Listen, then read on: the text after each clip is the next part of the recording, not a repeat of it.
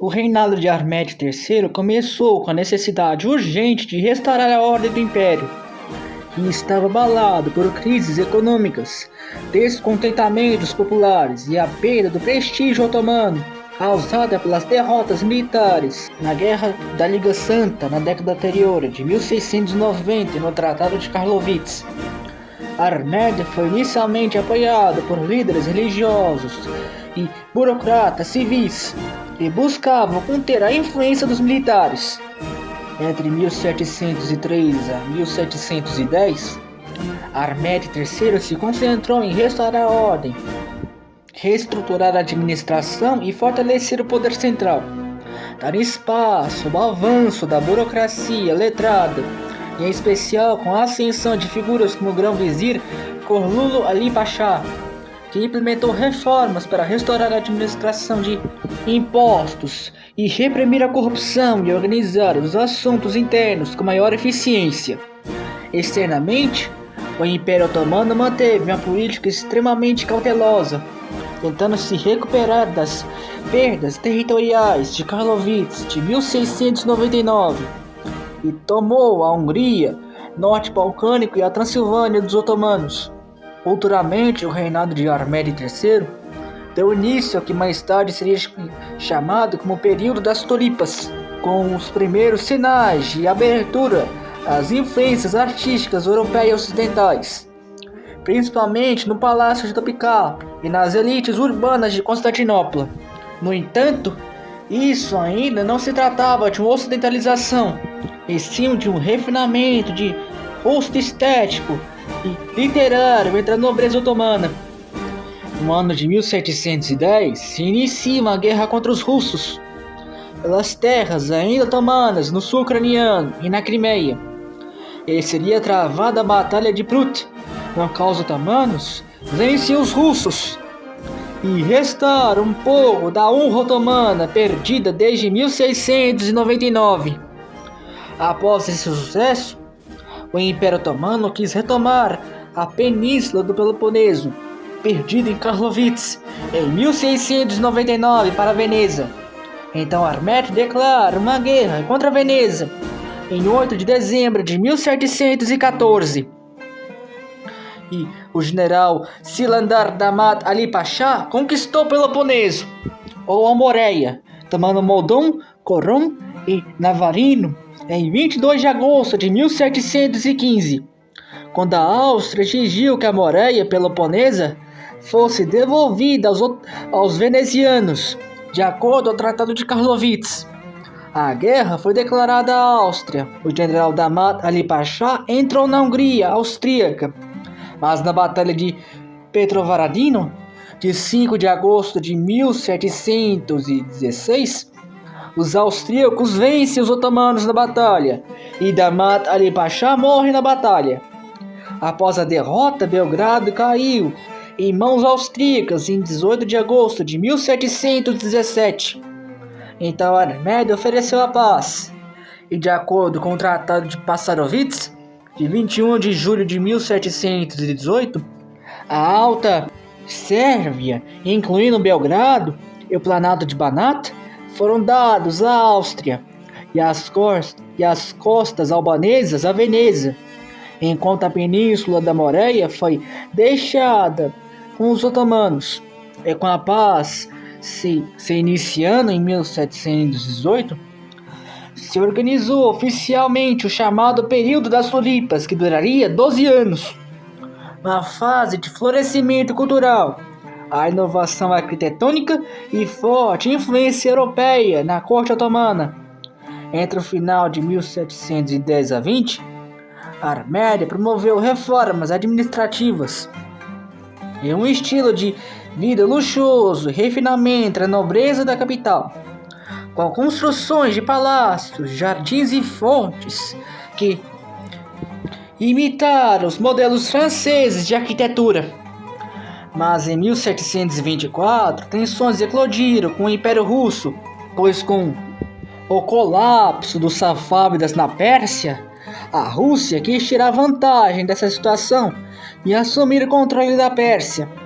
Mas os otomanos não queriam isso, e então Eles organizaram outra expedição à Pérsia, e de acordo com o Tratado de Constantinopla, assinado com a Rússia, as terras otomanas permaneceram com os otomanos no Cáucaso. Nessa década, continuou havendo desenvolvimento literário, cultural e artístico na Era das Tulipas, que visava atingir os padrões ocidentais europeus, bem como algumas inovações e questões técnicas. Embaixadores temporários foram enviados à Europa pela primeira vez. Em meados de 1727, Ahmed decreta o primeiro estabelecimento de uma gráfica no Império Otomano, em 16 de dezembro. Além disso, uma fábrica de papel foi aberta em Alova. Para controlar os frequentes incêndios de Constantinopla, um grupo de bombeiros foi formado sobre a região dos Janízaros. Além disso, uma fábrica de tecidos e uma oficina de azulejos foi aberta em Constantinopla. Mas isso trouxe um descontentamento pela crescente ocidentalização dos costumes otomanos e o distanciamento entre a elite e o povo comum. O povo continuava com alta tributação, corrupção administrativa e desprezo pelas necessidades básicas, o que gerou um profundo descontentamento movido pelas forças conservadoras, e entre elas a dos janízaros, que vinham com desconfiança a perda de sua influência e a decadência dos valores tradicionais islâmicos. Então, em setembro de 1730, eclodiu em Constantinopla uma revolta liderada pelo janízaro Patrona Halil, que mobilizou artesãos, comerciantes e soldados descontentes contra a corte otomana. Nisso, o palácio de Topkapı foi tomado e Ahmed abdicou em 20 de setembro de 1730, em prol de seu sobrinho Mahmud I. Mahmud teve que deixar a maioria das construções de Ahmed serem destruídas pelos janízaros. Durante os primeiros meses de seu reinado, Mahmud viveu praticamente como refém da insurreição janízara em Topkapı. Mas em novembro, Mahmud I planeja um contragolpe e executa Patrona Halil, eliminou os rebeldes com apoio popular em janeiro de 1731. Nesse mês interim, uma guerra foi travada contra os persas entre 1731 a 32. E os otomanos conseguem vitórias contra os persas. E uma paz foi feita em 1732. Revan, Ganja, Tbilisi, Shirvan e o Daguestão foram deixados para os otomanos. Mas o rei de Pérsia ocorreu já em 1733, quando o exuberante general persa Nader Shah declara guerra aos otomanos e vence os otomanos na Batalha de Nerparashan de 1735, e as províncias de Ganja, Tbilisi e Revan caíram em poder persa novamente. Mas na Europa, os austros russos aliaram-se e declararam guerra aos otomanos. Os russos capturaram o castelo de Azak, Kozleni, Tiberin e Puskarakion. Os austríacos entram na Bósnia em 1737 e na Sérvia do Sul e na Valáquia. Mas ofensivas contra os russos capturam Oz e Kamborun da Rússia entre 1737 a 38. Enquanto isso, eles desceriam um grande golpe aos austríacos na Batalha de Banjaluka, e a Áustria e a Rússia foram forçados a pedir a paz com o Tratado de Belgrado de 18 de setembro de 1739. Os rios Danúbio e Sava foram feitas de linhas de fronteira. A Alta Sérvia, perdida em Passarovets, foi recuperada. Internamente, Mahmud evitou os luxos excessivos de seu tio Ahmed. Mahmud focou em reestruturar a administração fiscal, tentando reduzir a corrupção.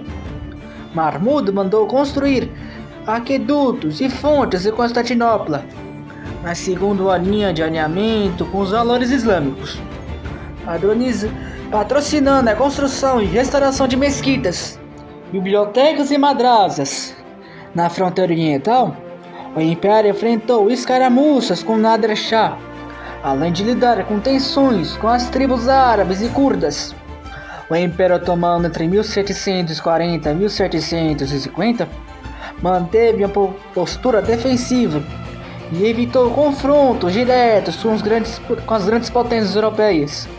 Embora o Império já demonstrasse sinais crescentes de estagnação militar frente às potências em ascensão, no Oriente, com a morte de Nader Shah e com a ascensão de Karim Khanzad em 1747, criou um novo vácuo de poder na Pérsia e preocupava Constantinopla sobre a segurança de suas fronteiras orientais, forçando Mahmud a reter posições militares na fronteira com a Pérsia.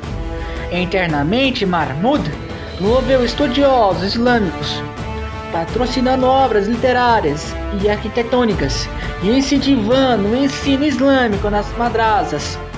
Mahmud buscou manter a ordem e a disciplina entre os janízaros, o que, embora ainda tivessem prestígio, se mostravam cada vez mais corruptas e resistentes às reformas no exército e já ineficazes em combates modernos.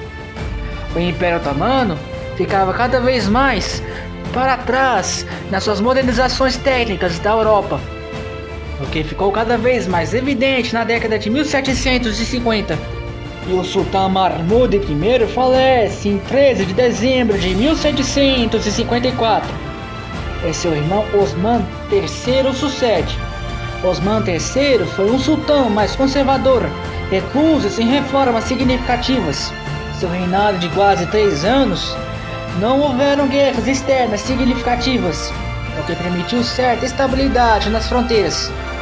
Mas internamente, Osman III promoveu uma série de substituições nos altos cargos de uma administração, especialmente entre os grandes vizires, nomeando e destituindo vários em pouco tempo. Ele reforçou o papel dos juízes islâmicos e se aproximou da ala conservadora do império, se recusando a fazer reformas avassaladoras. Osman III falece de causas naturais em 30 de outubro de 1757 e foi sucedido por seu sobrinho Mustafa III. Os primeiros anos de reinado de Mustafa III foram focados em uma reorganização interna otomana, reduzindo as despesas do palácio e indo atrás de combater a corrupção, mas Mustafa não teve êxito. Mustafa III tentou modernizar a artilharia no exército. Ele fez que o barão francês François de Tott estabelecesse uma unidade militar chamada de atiradores de velocidade. Mas já na década de 1770, ciente da obsolência otomana perante aos russos, ele procurou reforçar as defesas das fronteiras com os russos, mas enfrentou grandes resistência por parte dos janízaros para reger qualquer grande modernização militar. Internamente, Mustafa tentou fortalecer a autoridade central sobre os pachás para reforçar a arrecadação de tributos.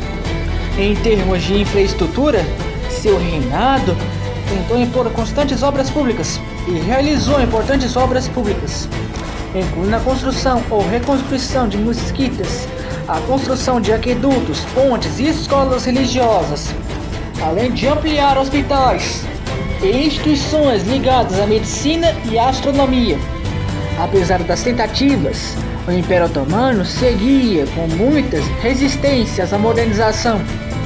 E vendo a defasagem otomana, os russos iniciaram uma guerra contra eles em outubro de 1768. A guerra foi uma enorme humilhação para os otomanos. As campanhas russas foram rapidamente avassaladoras e devastadoras por todo o império. Em 1770, a marinha russa derrotou a frota otomana na Batalha de Sezmen. A marinha otomana foi quase totalmente aniquilada pelos russos. Então, os russos invadiram a Moldávia, a Valáquia e a vassala, o Canal da Crimeia, derrotando os otomanos em várias batalhas. E a Crimeia, tradicional aliada de Constantinopla, começou a ceder à influência russa, Mustafa III desesperadamente tentou manter a ordem e mandou construir a primeira Universidade Técnica Naval de Constantinopla, fundada em 1773 para a engenharia naval para a Marinha Otomana. Mas Mustafa III, já doente e angustiado com a humilhação otomana de seu império, assistiu impotente à degradação imperial. E ele morreria em 21 de janeiro de 1774, antes do final da guerra. E seu irmão mais novo, Abdülhamid, o sucede. Abdülhamid, percebendo que os russos não poderiam ser contidos pelos otomanos, assinou o Tratado de Kusur-Karnataka em 21 de julho de 1774. De acordo com o tratado, a Crimeia recebeu a independência dos otomanos. Os russos poderiam comercializar e manter uma marinha no Mar Negro e proteger os direitos das comunidades ortodoxas nos Balcãs. O Império Otomano pagaria uma compensação de guerra à Rússia, mas a Valáquia, a Moldávia e a Bessárábia seriam devolvidas ao domínio otomano. No entanto, o Império Otomano declararia uma anistia geral nessas regiões, concedendo ao povo dessas regiões liberdade de religião, isenção tributária desses povos e, junto a isso, a liberdade de ir e vir para onde quisesse. Internamente, Abdülhamid era um reformista moderado. Construiu uma série de escolas militares para tentar educar os militares otomanos. Além disso, Abdülhamid procurou reduzir o poder desordenado dos janízaros, embora sem enfrentamento direto. Abdülhamid iniciou a construção de novos navios em arsenais modernos. Socialmente, Abdülhamid se preocupou com a justiça e moral pública, tomando medidas contra abusos de vizires e pachás e promovendo a imagem de um sultão piedoso e protetor do povo otomano. Abdülhamid enfrentou confrontos no Oriente contra os persas de Karim Khanzad entre 1774 a 79. Em 1776, Basra foi tomada pelos persas e os otomanos tiveram muitas dificuldades para recapturar a cidade, e só foi retomada em 1779, quando uma paz foi feita com os persas. No início da década de 1780, Abdülhamid mandou construir muitas obras arquitetônicas. Os mais importantes são o complexo de Abdülhamid em Constantinopla, a Mescuta Berlebey em Constantinopla, a Fonte Raskoi, a Mesquita Gulsehir na Anatólia Central, em Nevşehir, entre outras. No campo militar, Abdülhamid intensificou seus esforços e projetos de modernização com apoios técnicos europeus. Novas escolas militares foram fundadas nessa década. O sultão tentou introduzir exércitos padronizados e instituiu o arsenal de guerra de Constantinopla. No entanto, as reformas ainda eram limitadas, pois a resistência das elites militares dos janízaros eram fortes. Mas Abdülhamid mandou construir o arsenal naval de Constantinopla. Mas já no campo internacional, o clima ficou cada vez mais tenso com as potências austro-russas. A Rússia anexou formalmente a Crimeia em 1783, rompendo de vez com o Tratado de 1774 em Kusur-Karnataka. Abdülhamid protestou diplomaticamente, mas não tinha força militar para enfrentar a Rússia em 1783. Por sua vez, a Áustria se aliava à Rússia, colocando o Império Otomano sob pressão em duas fronteiras. Então, nos próximos 4 anos, Abdülhamid procurou acelerar os esforços militares para a guerra, que ele via como uma questão de tempo inevitável. Mas por volta de 1786 para 87, a tensão estava no seu ápice. O Império se via novamente à beira da guerra. Nisso, Abdülhamid declarou à Rússia a guerra em agosto de 1787 e a Áustria entraria na guerra logo em seguida, mas só mobilizou suas tropas em 1788. Os russos novamente lançaram campanhas bem-sucedidas ao Mar Negro e nas regiões ao norte do Danúbio. Em 1788, os russos tomaram Orkhachov. Os austríacos, enquanto isso, atacaram a Sérvia e a Bósnia. Ambos começaram a avançar em 1789. O sultão Abdulhamid, já idoso, impressionado pela guerra, declinou fisicamente e emocionalmente. No dia 7 de abril de 1789, Abdulhamid falece e seu sobrinho Selim III o sucede. Selim consegue estabilizar o fronte contra os austríacos entre 1789 e 90. Nesse ano, o imperador austríaco José II falece e seu sucessor Leopoldo II, mais preocupado com um grave evento que ocorrera na França, a Revolução Francesa, passa a almejar a paz com os otomanos.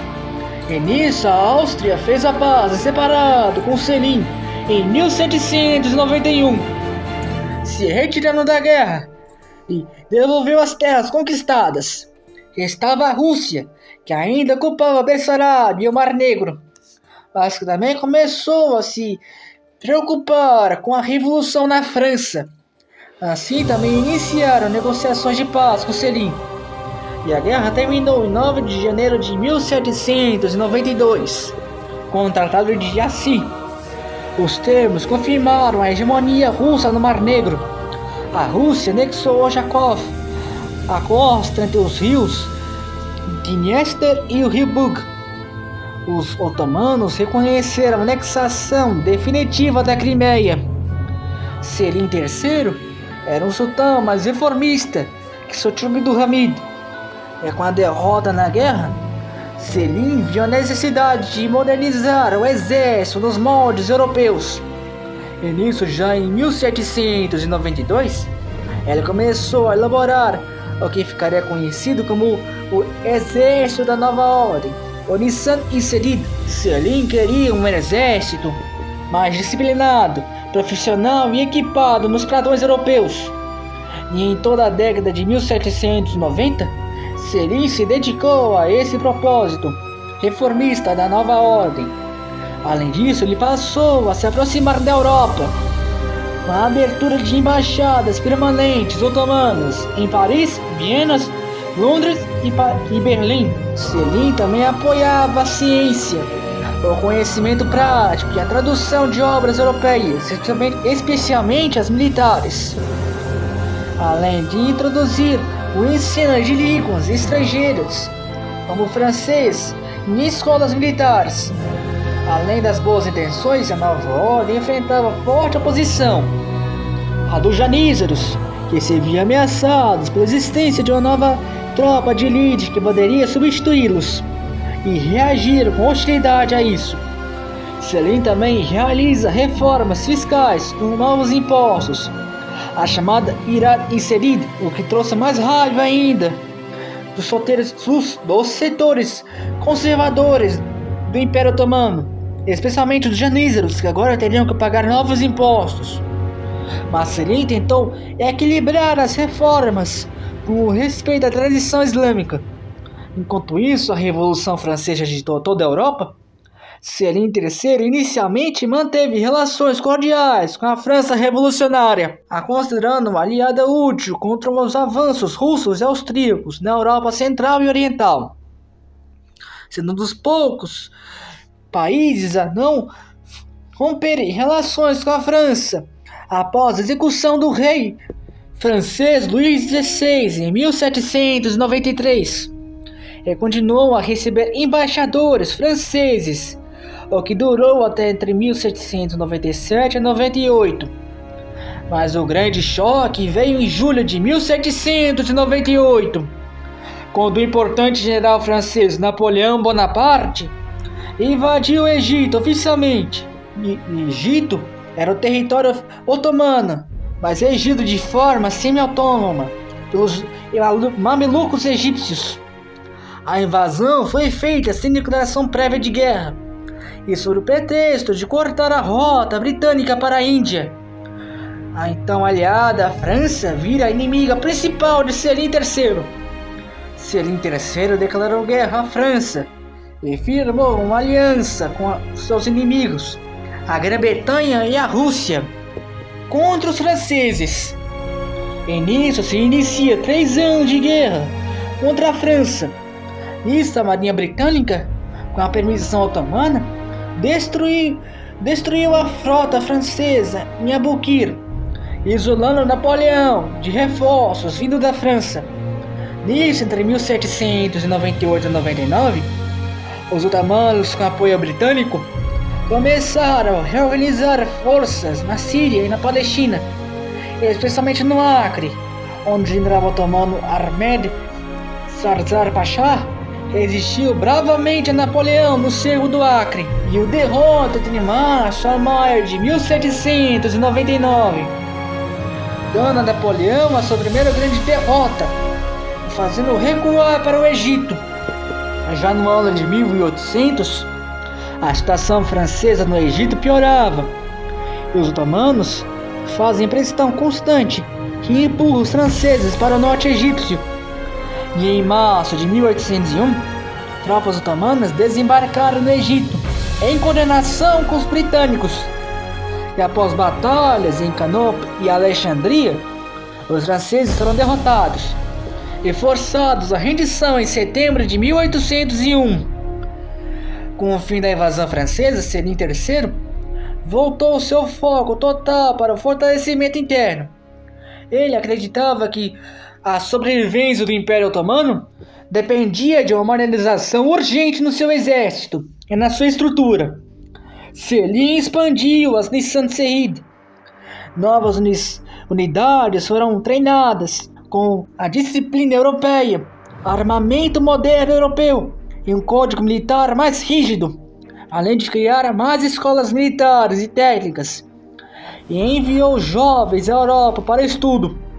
E a partir de 1805, os conflitos internos aumentaram devido a essas reformas, o que ajudou Selim a perder cada vez mais o poder sobre as suas províncias, especialmente no Egito e nas províncias norte-africanas, que cada vez eram mais livres devido ao afastamento do poder otomano. O Egito ficou sob o comando de Muhammad Ali Pasha, como oficial enviado para manter a ordem dentro do Império Otomano no Egito, na província egípcia, mas que assumiria o poder egípcio como praticamente um rei por 33 anos, se rebelando contra o próprio poder otomano. Selim criou novos regimentos em cidades importantes como Edirne e Constantinopla, o que causou protestos e sabotagem dos janízaros. Os ulemás islâmicos o denunciavam, classificando suas reformas como contrárias ao Islã e o classificando como traidor do Islã. As coisas pioraram quando Selim tentou remover príncipes pró-russos da Moldávia e Valáquia. E nisso a Rússia declara guerra aos otomanos em 1806, iniciando a Guerra dos 6 Anos, que duraria até 1812, e drenaria ainda mais os recursos otomanos na guerra. E em maio de 1807, quando Selim III tentou expandir a Nissan Serhid em Constantinopla e forçou o alistamento de tropas das milícias tradicionais, os janízaros se rebelam, exigindo a abolição do exército Nissan Serhid. Selim, recuado em Topkapi, foi forçado a dissolver o exército Nissan Serhid da nova ordem e abdica em 29 de maio de 1807 em prol do seu primo Mustafa IV. Mustafa IV era fantoche dos janízaros e persegue os oficiais do exército Nissan Serhid e os prende e os executa. A tentativa era clara: apagar todo o reformismo e restaurar o sistema tradicional islâmico. Enquanto isso, o general otomano apoiador de Selim III, Mustafa Bayraktar, estava no fronte, se preparando para batalhar contra os russos, começou a organizar um contragolpe para restaurar Selim III no trono e marchou com suas tropas em direção a Constantinopla no início de 1808. Sabendo disto, Mustafa entrou em pânico e em julho de 1808 ele ordena o massacre de todos que poderiam assumir o trono. Ele manda executar toda a família real otomana, pois se ele cairia, todo o império cairia junto. Nisso, Selim III foi executado pelos assassinos de Mustafa IV e foi desfigurado por eles e violentamente morto a espadadas. Com Selim, o principal oponente de Mustafa ao trono, o antigo sultão, que agora era morto, ele partiu contra seu irmão, o último membro masculino da dinastia otomana, Mahmud. Mahmud, avisado a tempo, fugiu dos seus aposentos em Topkapı pelo telhado e escalando as paredes da ala do harém do sultão e chegando a chaminés, e ali se escondeu e escapa dos assassinos de Mustafa IV. Com raiva, Mustafa mandou os janízaros procurarem Mahmud por toda a Constantinopla, e os janízaros instauraram o terror em Constantinopla. Adversários de Mustafa foram mortos, casas foram saqueadas, civis, letrados, reformistas foram mortos, e tudo que não era prol de Mustafa era tido como traidor do Islã. A população de Constantinopla vivia em medo do que um dia foram seus heróis. Mas no dia 27 de julho, as tropas de Mustafa Bayraktar tomaram a cidade. E no dia seguinte, o palácio de Topkapı é tomado e encontraram Mahmud vivo. E de imediato ele foi aclamado como sultão otomano, como Mahmud II. Mustafa foi deposto e executado pelas tropas otomanas. Mustafa Bayraktar. Isso foi o início da nova era para a história otomana, a Tanzimat, que traria um novo fôlego de vida aos otomanos pelas próximas 7 décadas. E o que falaremos no próximo episódio. Fique com Deus e até a próxima. Até mais. Tenha um bom dia. Destur, Sultan Mahmud Hazretleri.